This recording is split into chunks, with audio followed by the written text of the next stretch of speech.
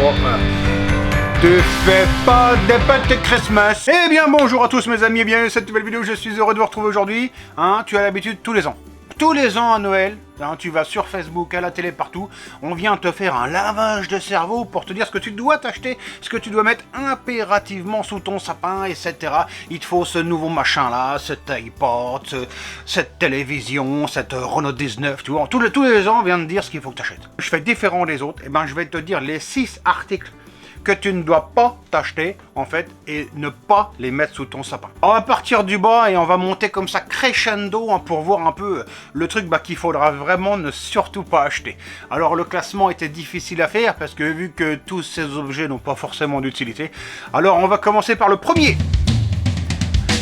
Époque scooter, début scooter, refroidissement à air. Tu me vois venir, tu me vois pas venir? Alors on va dire le nez de cochon. Hein, tout simplement l'écope de refroidissement.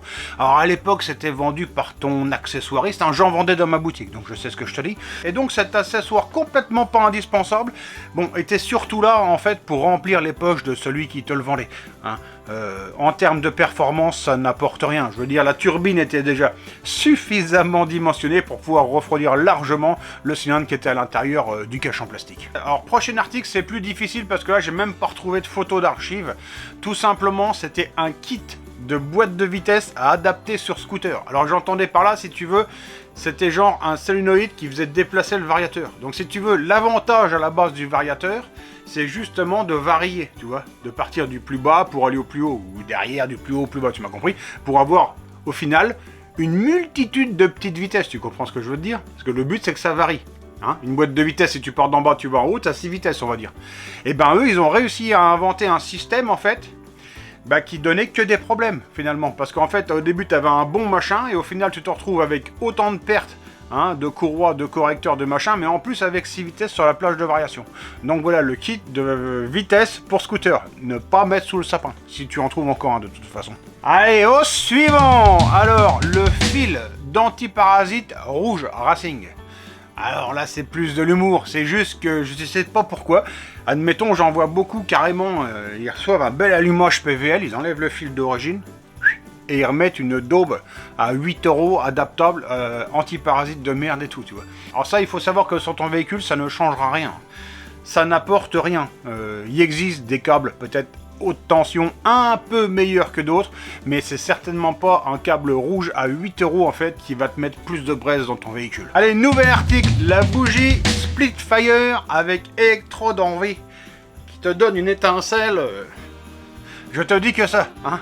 Il faut savoir que de toute façon, tu peux mettre autant d'électrodes que tu veux, de V ou de pas V. L'électricité, elle va toujours passer par le chemin le plus court ou le plus facile. Elle va pas s'emmerder. Tu peux mettre 17 électrodes, elle fera toujours qu'un arc à un endroit en fait, si tu veux. Finalement, ces bougies étaient un super accessoire publicitaire, ça c'est clair, mais n'ont jamais amélioré quoi que ce soit dans aucun moteur sur la planète. Ça c'est clair. Et au suivant. Alors là, c'est un article qui est plus dédié à l'automobile, mais franchement, il m'a tellement fait toujours sourire. On va se rapprocher du kit d'admission directe. Alors tu sais, tu avais souvent les kits d'admission directe, tu sais, qui étaient à côté du collecteur d'échappement et tout ça, donc qui bouffaient de l'air chaud. Bon, ça faisait un joli bruit, voilà. Et il y en a un qui me plaît particulièrement, c'est carrément le filtre à air Twister. Avec, tu le vois, au bout du filtre à air, carrément une turbine de turbocompresseur. Et là, les gaz frais, ils tournent comme ça, ils avancent en tournant, et ils rentrent dans la soupape, là, ton moteur, mais ouais, ça changerait en fait. Tu vois, dans le retour, j'ai la tronche toute rouge, je commence à avoir chaud, parce que là, moi, tu le vois pas, moi, je me s'excite derrière et je refais mes prises.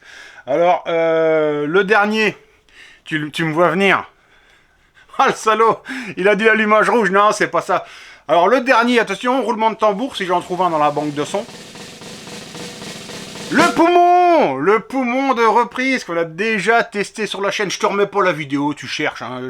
Ça, c'était quand même une vidéo qui était marrante. C'est l'accessoire ultime. Moi, ça fait 40 ans que j'entends parler de ce machin, 40 ans que ça marche pas, 40 ans que ça se vend quand même. Ça, c'est quand même bon. Alors, je me doute que quelques-uns vont déjà être frustrés, hein, c'est sûr. Si t'avais sur ta Renault 19 16 soupape, t'avais mis des bougies Splitfire et puis le kit d'admission Twister, et que tu me disais que t'étais passé de 136 à 207 chevaux, non. tu aurais dû le vérifier au banc de C. Et tu aurais vu que tu n'avais rien gagné de tout. Je vous remercie tous de m'avoir suivi. Je vous souhaite de passer une bonne fin de journée, une bonne soirée. On se retrouve très bientôt pour une prochaine vidéo. Ciao, bye!